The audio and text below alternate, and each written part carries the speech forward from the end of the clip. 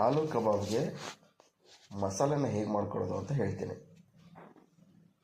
ಈಗ ಮೊದಲೊಂದು ಬೌಲ್ಗೆ ಶುಂಠಿ ಬೆಳ್ಳುಳ್ಳಿ ಪೇಸ್ಟು, ಜೀರಿಗೆ, ಕಬಾಬ್ ಪೌಡ್ರು, ಚಿಲ್ಲಿ ಪೌಡ್ರು, ಹಾಗೆ ಉಪ್ಪು, ರುಚಿಗೆ ತಕ್ಕಷ್ಟು ಉಪ್ಪನ್ನು ಹಾಕಿ ಅದ್ರ ಮೇಲೆ ಸ್ವಲ್ಪ ಕಾರ್ನ್ಫ್ಲೋರ್ನ ಹಾಕಿ ಇವಾಗ ಅದ್ರ ಮೇಲೆ ಒಂದು ಮೊಟ್ಟೆ ಬಿಟ್ಕೊತಾ ಇದ್ದೀನಿ. ಒಂದು ಸಾಕಾಗಲ್ಲ ಅನ್ನಿಸ್ತು, ಸೊ 2 ಬಿಟ್ಕೊಂಡು ಅದನ್ನು ನೀಟಾಗಿ ಮಿಕ್ಸಪ್ ಮಾಡ್ಕೊತಾ ಇದ್ದೀನಿ. ನೀಟಾಗಿ ಅದನ್ನು ಮಿಕ್ಸ್ ಮಾಡ್ಕೋಬೇಕು.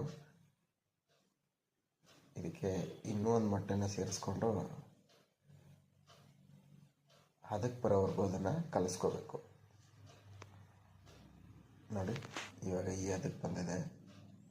ಅದರ ಮಧ್ಯದಲ್ಲಿ ಗಂಟಿರುತ್ತೆ, ಸೊ ಆ ಗಂಟು ಇಲ್ದಿರೋ ಥರ ಅದನ್ನೆಲ್ಲನೂ ಮಿಕ್ಸಪ್ ಮಾಡ್ಕೋಬೇಕು. ಇವಾಗ ಕಟ್ ಮಾಡಿರುವಂಥ ಆಲೂಗೆಡ್ಡೆನ ಹಾಕಿದರೆ